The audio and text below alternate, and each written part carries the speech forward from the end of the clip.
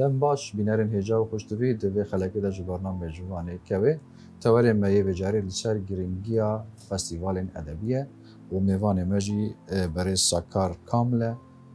يبشدار بويد فستيفال جلويج دا وبلا إكيدا لسر أصل بادينان قياب شعري دا ممسط بخيراتي زور سپاس روز باش و بيروز بيت خلاطات گلک الأسفل سلام سپاس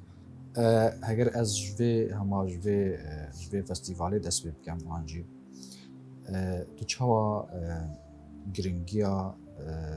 بیشتر فستیوال ادبی بینی جیانا ادبی ده خو فستیوالت ادبی یان فستیوال روشنبیری گرینگیا که تایبت هیا دوار ادبیات دا دوار فکری و روشنبیری و معرفی دا فستیوال تایبت جی گریدای ادبیات پانل شعر و چیروک و لیکولین اوجی گرینگیا یا هر سه جان را دیار کرد با آس روشنبیری یا آس معرفی فکری گشتی آس برف پیشچونا یا ادبیات که گهایا کجان ویزگهی گشتی سروید سکند گله گرینگی دی جهنا تکلبونا نویسکاران گره تکلبونا شاعران لکولینوانان يعني فستيفال بيتم محطك وقف كسيك دوبين الودري اكيد وغنغاشيل سر داوي ابديتا يا روشنبيري وادبيات ديتا كرن بوفي قوناغا ادبيات اف قوناغا جرن تايبت يا بشتي شر ترور داعش وبشتي شر كوروناجي يعني تا اما بحثي يعني مهرجان يعني فستيفال شيء برانجا كي جشتيه بس اساس كان بشكل تايبت سر جلاويج باخذ يعني تا جلاويج تا شواديت يعني تا چن نوتي داديت يعني تا مثلا باش دالبونا تا سر چاستي بو تا چرنگي خاط داديت يعني في سوالا جلاويج في سوالا كتايبتا الباجر سليماني الشالي بنكي جلاويج فتتا اساس كدن ادفيد من هذا کارم بجم هر چهار پارچن کردستان وی سوالا که واسه مازن نینا جبلی گلاویش وی سوالا که نیف دولتی یا ادبی و یا فکری و معرفیه لوا گرینگیاویت هنده دا جبر کو چو وی سوالا دیجی منینن او وی سوالا هر چند او بوشه هی باری ادبیات دا پرناکت لی هر باشا وی سوالا که گلک باشا گرینگی بجانرن شعری و لیکولینی و چیروکی جدا هر واسه سالانه گرینگی بکلتوری ولاته کده ابو چاوا مثلا هر سال چاوا جيت كان الافصال گرینگی بکلتوری ایرانی دا ادبیات فارسی بگشتی گلک میوانجی اجدروی ولاتی آماده بوملی تایبت ین ولات ایرانی روشلاتی جی گلک هات بون پلاوانجی دکتور بون و پروفیسور بون بواری ادبیات دا چند گنگشه ما کرن لسر اوان بابتت وان دست نشان کرین کو ادبیات ایران یا فارسی گهایا کجا قوناغ تایبت یا کردی گرنگی په هاته دان روشلات گلک میوان هبون او میوان جی بابتن خو بوما شروع کردن ماجی گنگشل سر کردن بله انی بگشتی وی سوال گرنگی اجبلی کو کلتور و چاند و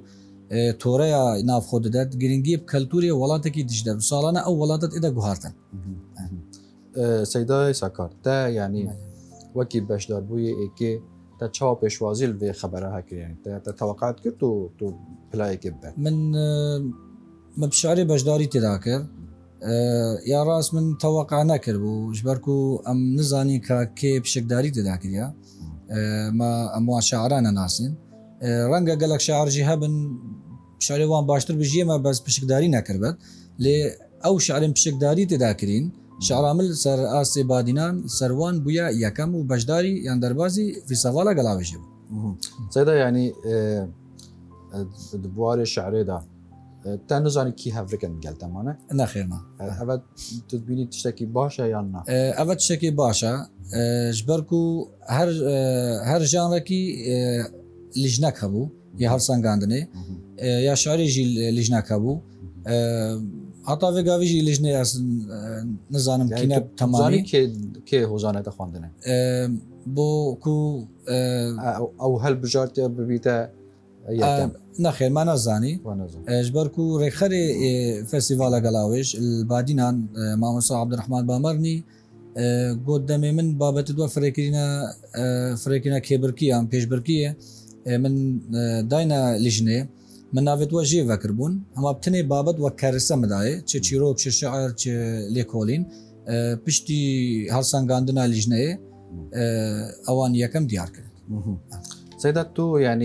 تو يعني وقت بيجن بيفر ماني هر يعني شو مثلا كسك بيتا يكم يان كس بيتا دوام يان جيب فيها وش عدد شو يكم وتشيرو كده يعني جيب وكولين ده وحتى دوما هيك معايير يعني جي بيفرين وان فستيفالات شنو يعني سر چه بنياتي اك بيتا يكم ما بس هذا بيفرين ادبينا بله بيفرين ادبي يعني جاكت بيفرين دي نبن نا تني از بحث ادبي كم بيفرين ادبي غريداي بيفرين وي جانرينا جدا جدانا بونمونا شعر بيفري شعر جداش بيفري ليكولين جداش بيفري تشيروكي از بحث شعري كم بيفرين شعري بديتنا من دويت بيفرين جهاني بن بتر فوكساوان سر نافروكا شعري بن شعالية تكنيك وشعالية هنري و شعالية رجزن إن شعري و شعالية نوياتي ونخوازي و شعالية وينين إن شعري و أفا هميد بنا بيفر بو شعركا سركفتي بيفر إن شعري از باورم أفا بون از جبلي بيفر إن شعري بيفر يعني مهرجان بو يعني ساتش بنياتيه يعني مثلا علاقات الشخصية تدانينا هواليني تدانينا نياسيبين تدانينا واسطة كاري تدانينا ما بساطة تدقام من اف چندل في سوالا قلاوي جندي وك من ديتي قالك هزلي مناسين بسر آلية لان السياسي بون قالك هزين سر بخوت داهبون آلين قريداي دا صلاة تداهبون قريداي اوپوزيون تداهبون گشتي هما رنگ بو لو يعني ازنا بينم بيلايني بو بيفرق حزبي سبان بالسر كسك ببدا كم يعني ببدا دويم من افچنده نديت باشه سيدته يعني راستي من بلكي يعني بينرجي بحث كان او شعري بزان انجي قولي ببن اواتا بلا كان بريسر اصلي باقي اگر درفتها بيت تو ما هندك يانجي كاغر دريج بيت بشكي جي ماشي شعر من بشكداري تداكري ريغها اسيبوني بو من في شعري بشكداري كبركيا يا وان بيفران كريان شعري يا كم دركف ازيبو چندك جخون خوين جدهمن اخي ده حركت از جهجا اتونك دپشم بر بمشك يا أخي ججان من هوارك جدايك دبت كيلين غورساني كتكتا دهجميرم بهر يكيرا ياخوا برينك ججان من دارت كنجي دجوي وهمي دركوين مستك روناهي جچاوين يقيني قلوازك دريج جحقيقتي دچنم بر ببجنات راد ايخم تودبية وهمك جفدريه دريقها آسيبوني دا همو آسيمان دلوپك پرج غزبي جه سحرا ديتني دكفت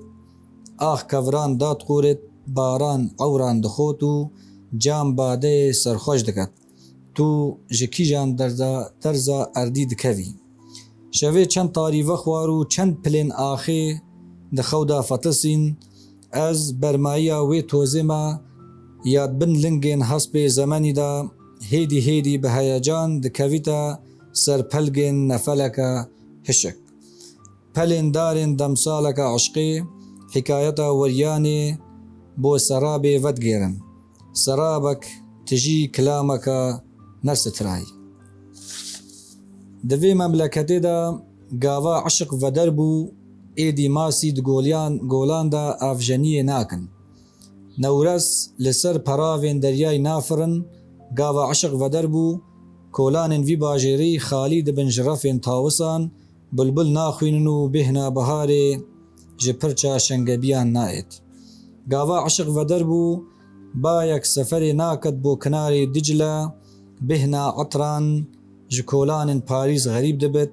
Gava eşiq veder bû tu dibiye jinek ji befrê spî wek davên pirça pîrejinekê salên temenê wê reş. Tu dibiye jinek ji befrê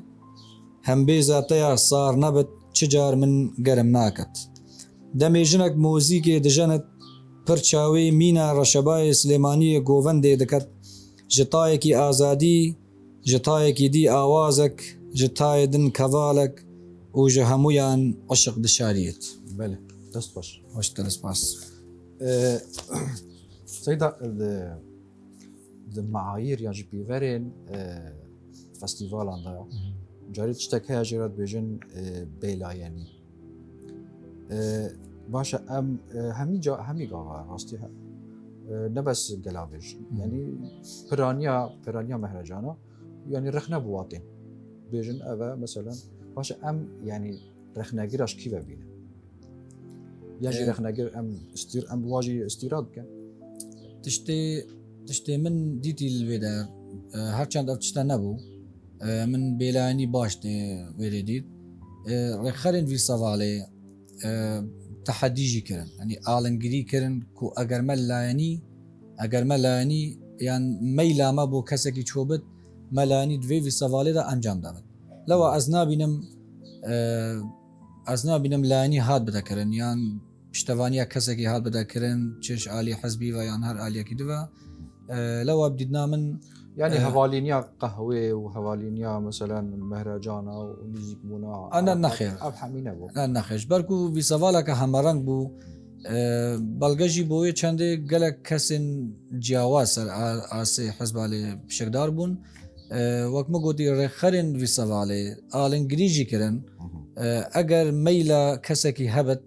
yan layenî bo kesekî kiribit ku êgil cihêyekî danabit ewan got em alingiriyê dikin em tehedayê dikin. Seyda yanî giringiya vê xelatê bo te wek şair destpêka jiyana xwe eşarê de yan ciyan bêjin dibîtin tu birêka vê xelatê navdar bît yan jî bo heyamekî bo demekî nav elamê û rojnamageriyê de. Tu çawa dibînî divê yani wek yani nispetî te tu vê xelatê çawa dibînî wekî sakar kamil. Bo min xelatekî taybet bû. Taybeta wî jî hindeya bo êkemîn cara vî sevaleka ya nêvdewletî ez beşdariyê têda bikim û xelatê yekem asê badînan wergirim. Ev bo min dêmînet arşîvekî gelekê giring. Her çend hej 2010 vê gavê ez şeira nivîsûm berdewam belav jî dikim. Lê renga vê vî sevalê ducarî û sêcarî hemberî wê ez bi tir navbirden kirim. Bi tir jî malê te jî giran nekir. Ekîd barê min jî giran kir. Lê her çend baş e bo min wek arşîvekî baş demînet pişikdariyan vî sevaleke nêvdewletî ya wekû gelavê jê de giringiyeke taybet bo min hebû ji ber ku vî seval nêvdewletî bû ne vî sevaleke asayî bû. Vî sevalê nêvdewletî jî asawan ye bilind e lewa û kesê beşdariyê têda diket takîd bora taybetmendiyek heye. Seyda yani ji bilî arşîv û ji bilî ku meselen barê te giran kir nabî te handanek bû te ku tu tiştekî baştir paşa rojê de binêsî. Takîd te got barê te giran kir, ema barêm giran kir bo vê çendê diviya ez bi tir bêm xwehan bidem, bi tir şerê hêstir binivêsim, asê minê caran baştir bibit, takîd dê bite handarekî baş bû min yan palderekî baş ez beref pêş biçim.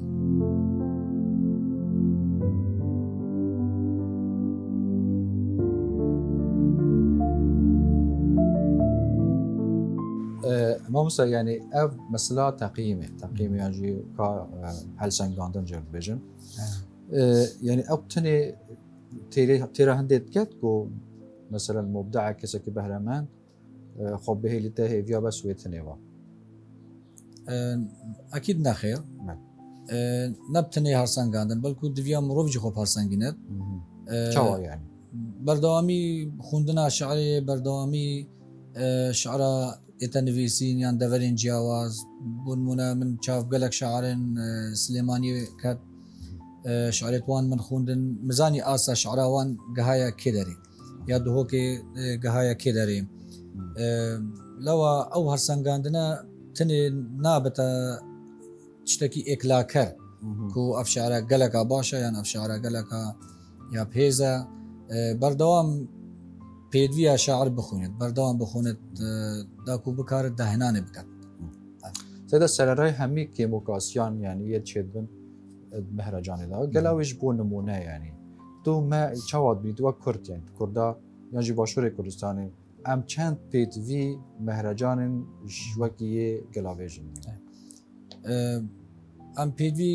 گەلک وی سەواڵێ دینە ماڵپەری ڕوانگە و ڕەخنەژی من بابەتێک بەلاو کرد من ئاماژە پێدا دهۆک وی ئاسیدا هەژارە چەند ساڵەکەن هیچ وی سەواڵ و چاڵاکێن ئەدەبی این وەک وی سەواڵە گەلاوش لێ نانەکردن لەوە یا سلێمانیە بوومە بنگەها نەبتنێ باشووری بەڵکو هەر چار پارچین دژی بەرکو هەموو هەر چار پارچەکی نیف دەولەتیە نیف دەولەتیش دەرڤەژی پشکداری تێدا کردبوون ئەم کارە شانازیە پێبن ڕاستیدا ئەم پێشانازنژی ji ber ku takevî sevala nêvdewletiye mehîl her çar parçên Kurdistanê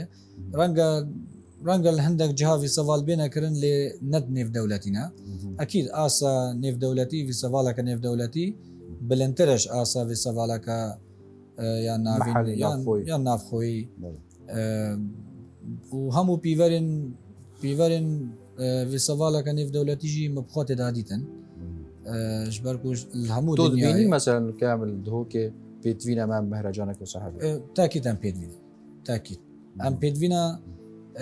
mêvana jî bînî ji derve ew jî asa rewşenbîrî û ya asê tearif çêt bir çi çêt bibînin hemû şair hemû nivîskar hunermend rewşenbîr êku du aşna te mifajê dît li wê derê wek kes وەک کەسایەت وەک ڕەوشەنبیر وەک شاعر وەک شاعر مدڤیا ez قوبادی جەلیزادە ببینم مدیجی وەک هۆنەرمەند jî حەمیدبانەی مدیت من ڤیاش مێژەش نێزیک ez van kesa bibînim herdû vî sevalê amade bûn û min herdû jî dîtin û me gengeşe kir û me minaqşet gelê kir سەیدا تۆ ئەمێ هندێکی بەحسێ شعرێ بکەن ئەمێ بچن وەک بێژن تو بۆمە شارێکی بخینە تەمامیاوی هەگاکی دیتە هەبیت بخینە پشتی هەنگی ئەم سەر شاری واخ باش ئەما دێ شعرادی تەمام کەم بەرگ و درێژ بوو بلا بنە دوو پار مجبیر کردە ببارینە هەر بارانەکێ لە یەک شعرا من جی دگرت و دبەت ئەو شعرات و تێدا سەفەرێ دەکات سەفەرەکە دوور دوور بۆ ماڵە وێرانیە بۆ باغێ ژگولان چۆل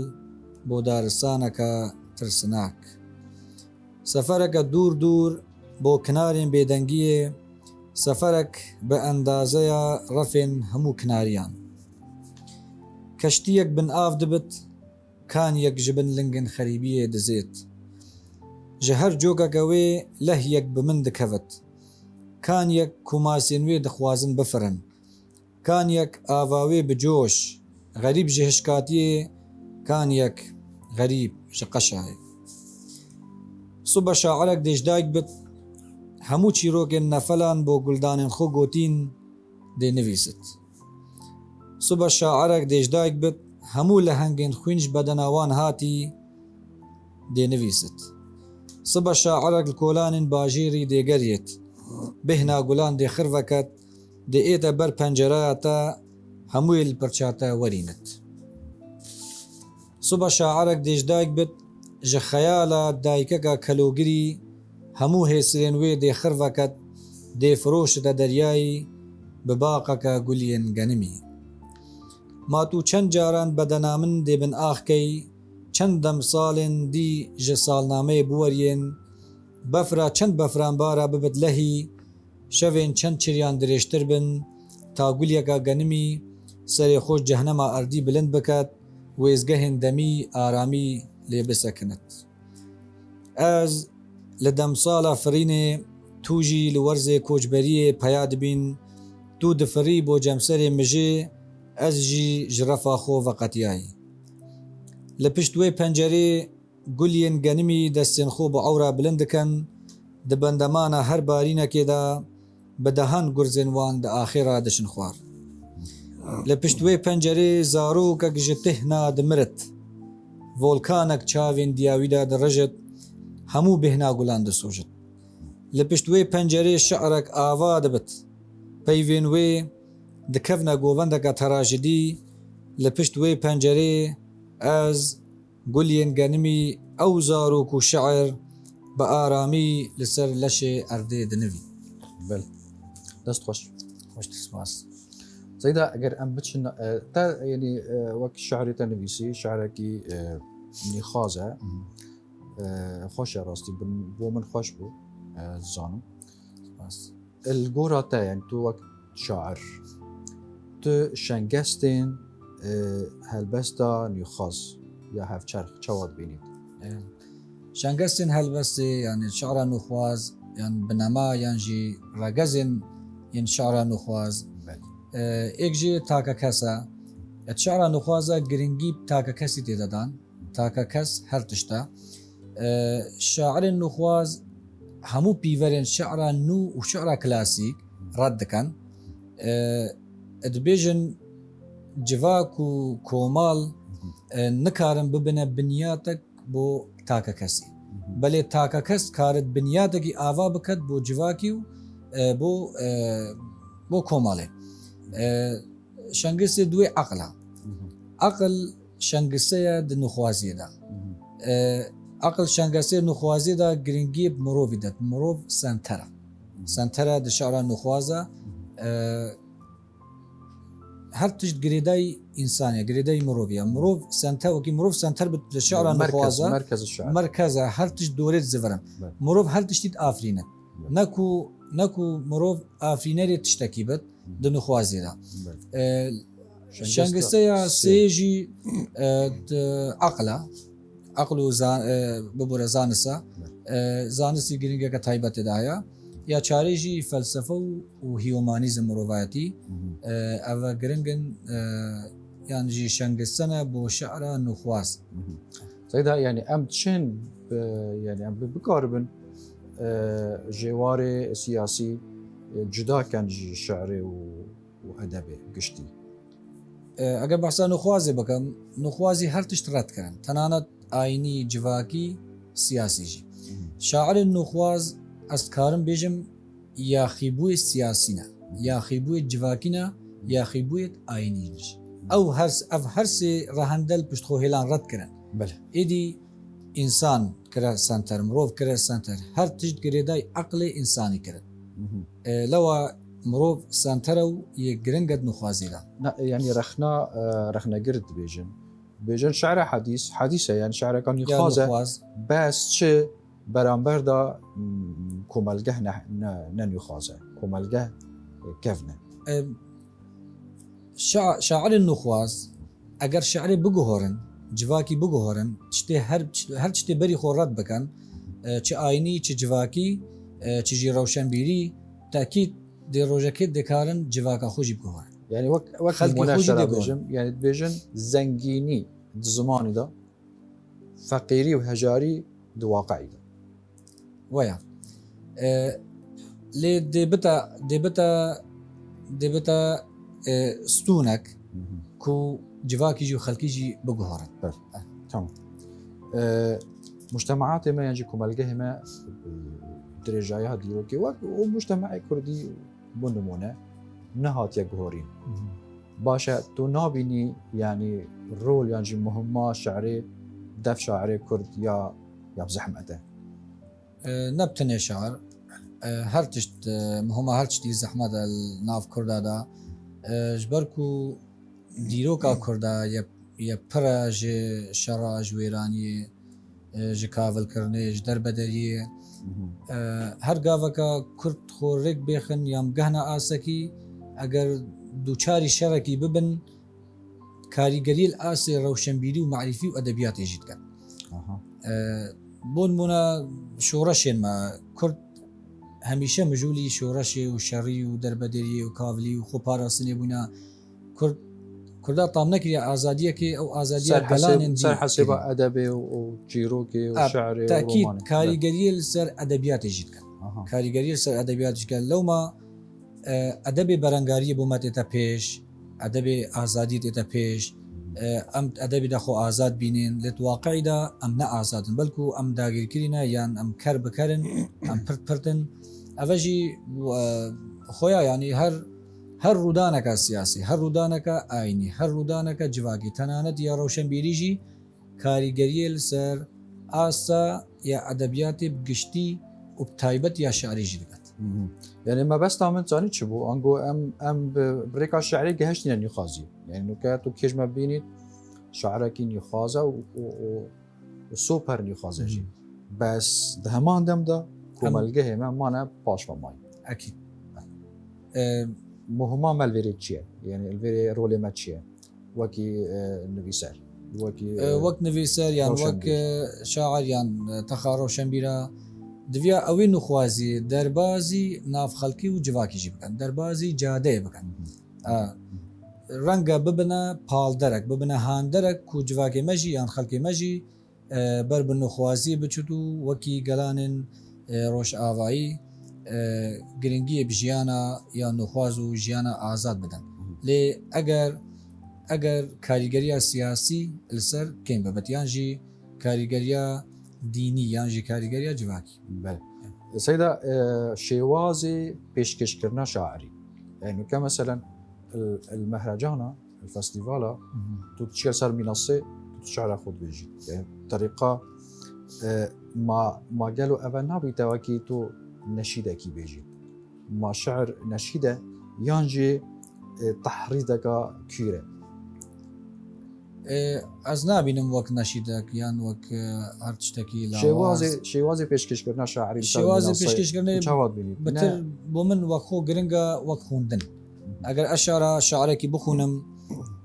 بۆ من خۆشترە ئەس گوێی خۆ بدەمەوی شاعریش بەرکو ئەس بەتر دێکەمە ناو خەیاڵە یا حزب بیرێت ویدا کاچەت شعرێدا دارشتیە ڕەنگە لەوی سەڤالێکی چاڵاکیەکە ئەدەبی ئەو شعرات ئێدە خوندن